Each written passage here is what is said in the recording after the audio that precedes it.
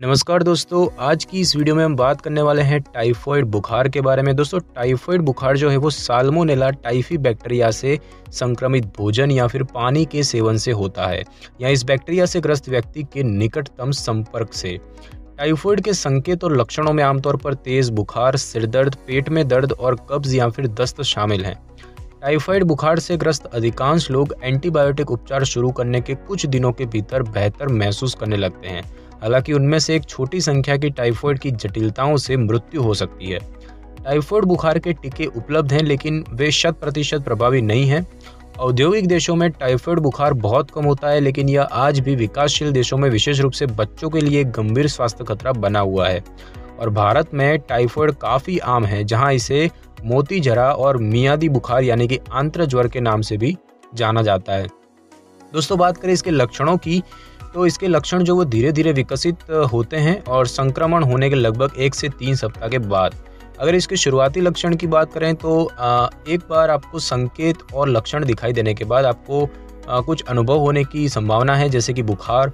शुरुआत में यह कम होता है और फिर रोज़ बढ़ता रहता है, संभवतः 104.9 फ़ारेनहाइट तक पहुंच जाता है। सिरदर्द होता है, कमजोरी और थकान, मांसपेशियों में दर्द, पसीना आना, सूखी खांसी, भूख न लगना और वजन घटना, पेट में दर्द होना, दस्त होना या कब्ज होना या फिर चकत्ते या फिर पेट में अत्यधिक सूजन होना वगैरह शामिल है।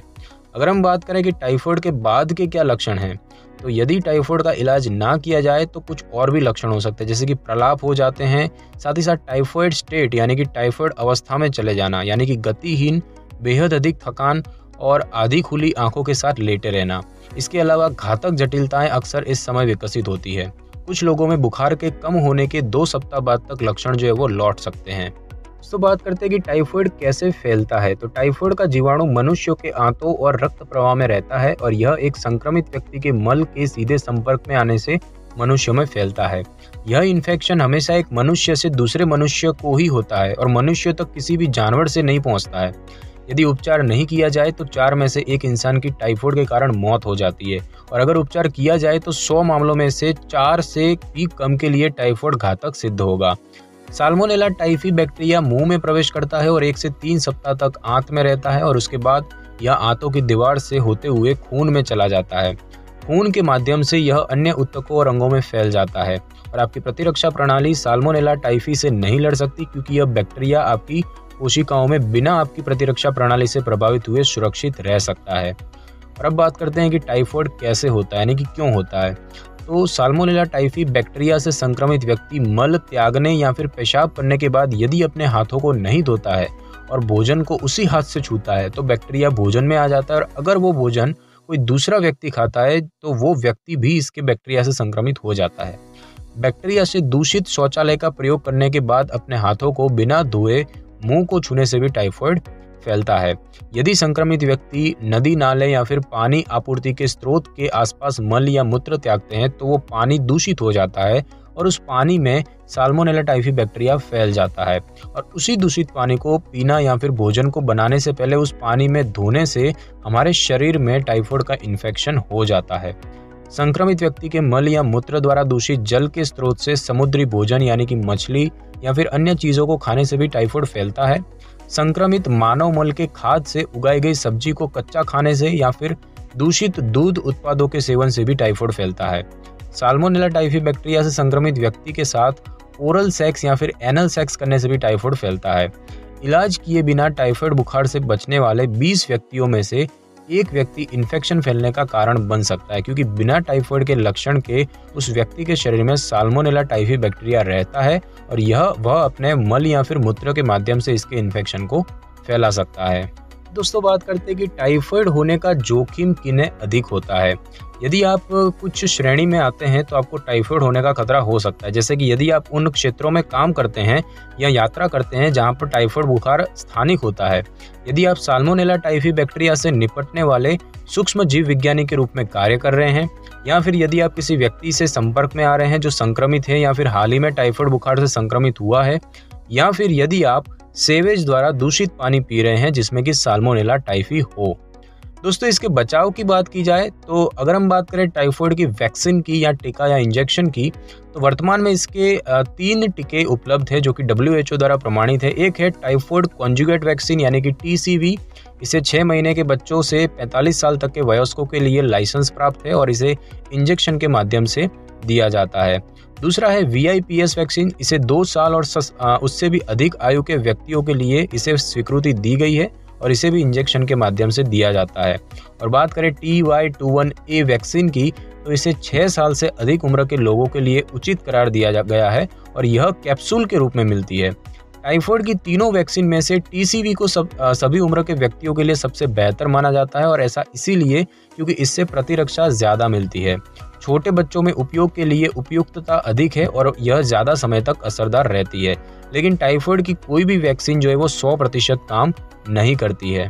दोस्तों बात करते हैं इस बुखार के निदान की, तो दूषित खान पान के बाद उनमें मौजूद साल्मोनेला नामक बैक्टीरिया आंत्र तक पहुंच जाता है और खून में मौजूद सफ़ेद रक्त कोशिकाएं बैक्टीरिया को खून में ले जाती है जहां वह गुणा करते हैं और इस समय के दौरान बुखार जैसे लक्षण दिखाई देने लगते हैं।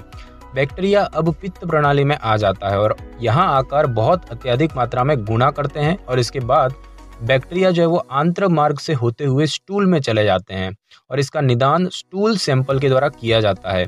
अगर परीक्षण ठीक नहीं आते तो खून के या फिर यूरिन के सैंपल से भी इसका परीक्षण किया जाता है। दोस्तों बात करें इसके इलाज की, तो सबसे पहले देखते हैं एंटीबायोटिक दवाओं की। तो टाइफाइड बुखार के इलाज में एंटीबायोटिक दवाओं का सेवन ही एकमात्र प्रभावशाली तरीका है, जिसमें कि ज़्यादातर इस्तेमाल होने वाली दवाइयों की बात करें तो सिप्रोफ्लॉक्सासिन डॉक्टर अक्सर यह दवा लेने का सुझाव देते हैं और यह दवा गर्भवती महिलाओं को नहीं दी जाती है। दूसरा है सेफ्ट्राएक्सोन। यह एंटीबायोटिक दवा इंजेक्शन के द्वारा उन लोगों को दी जाती है जिन्हें कि सिप्रोफ्लॉक्सासिन नहीं दिया जा सकता, जैसे कि छोटे बच्चे, और इन दवाओं के दुष्प्रभाव हो सकते हैं और लंबे समय तक इस्तेमाल करने से इनका प्रभाव खत्म हो जाता है। दूसरे कुछ और भी इलाज है जैसे कि तरल पदार्थों का सेवन करना। यह लंबे समय से रहने वाले बुखार और दस्त के कारण होने वाले निर्जलीकरण से बचाता है। अगर आप गंभीर रूप से निर्जलित है तो आपको नसों के द्वारा तरल पदार्थ दिया जा सकता है। और बात करें सर्जरी की, अगर आपकी आंत्र में छेद हो गए हैं तो उन्हें ऑपरेशन से ठीक किया जाएगा। टाइफाइड बुखार के अधिकांश मामलों का इलाज एंटीबायोटिक दवाओं के जरिए किया जा सकता है, लेकिन अस्पताल में भर्ती होने की आवश्यकता पड़ सकती है यदि हालत जो है वो गंभीर हो। और अब बात करते हैं कि टाइफाइड जो है वो कितने दिन में ठीक हो जाता है। तो यदि टाइफाइड बुखार का पता शुरुआती चरण में चल जाता है तो डॉक्टर आपको एंटीबायोटिक गोलियों का एक कोर्स देंगे और अधिकांश लोगों को 7 से 14 दिनों के लिए इन्हें लेने की आवश्यकता होती है। एंटीबायोटिक लेने के 2 से 3 दिनों के भीतर आपके लक्षणों में सुधार होना शुरू हो जाना चाहिए, लेकिन यह बहुत महत्वपूर्ण है कि आप एंटीबायोटिक का पूरा कोर्स खत्म करें ताकि आपके शरीर से बैक्टीरिया पूरी तरह से खत्म हो जाए। क्या टाइफाइड दोबारा हो सकता है? तो कुछ लोगों को एंटीबायोटिक का पूरा कोर्स करने के बाद भी टाइफाइड बुखार दोबारा हो जाता है और इन मामलों में आमतौर पर एंटीबायोटिक उपचार समाप्त होने के 1 सप्ताह बाद लक्षण वापस आते हैं। दूसरी बार टाइफाइड होने पर लक्षण आमतौर पर हल्के होते हैं और पहली बार की तुलना में कम समय तक रहते हैं, लेकिन आमतौर पर दूसरी बार भी एंटीबायोटिक दवाओं के साथ उपचार करना आवश्यक होता है। और टाइफाइड जो है वो कितने दिन तक रहता है या रह सकता है? तो आपके लक्षण खत्म हो जाने के बाद आपको एक और स्टूल टेस्ट करवाने को कहा जाएगा, यह जानने के लिए कि क्या आपके मल में अभी भी साल्मोनेला टाइफी बैक्टीरिया मौजूद है या नहीं।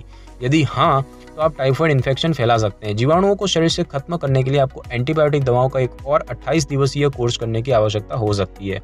जब तक टेस्ट से यह साबित नहीं हो जाता कि आप बैक्टीरिया से मुक्त है, किसी और के लिए भोजन ना पकाएं, ना परोसें, यहाँ तक कि उसे हाथ भी न लगाएं। और यह भी बहुत महत्वपूर्ण है कि आप शौचालय जाने के बाद अपने हाथों को अच्छी तरह से धोएं।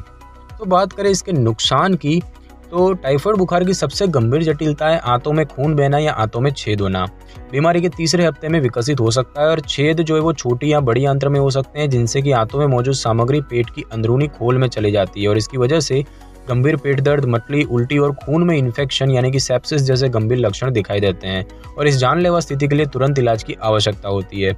और भी कुछ जटिलताएं हैं जैसे कि दिल की मांसपेशियों की सूजन, हार्ट और वाल्वों की अंदरूनी परत में सूजन, निमोनिया, अग्नाशय का सूजन, गुर्दा का इन्फेक्शन या मूत्राशय का इन्फेक्शन, आपके दिमाग और रीढ़ की हड्डी के आसपास मौजूद मेम्ब्रेन और तरल पदार्थ का इन्फेक्शन और सूजन यानी कि मेनिंजाइटिस, साथ ही साथ मानसिक समस्या जैसे कि प्रलाप, मतिभ्रम या फिर संविभ्रम यानी कि पैरोनिया।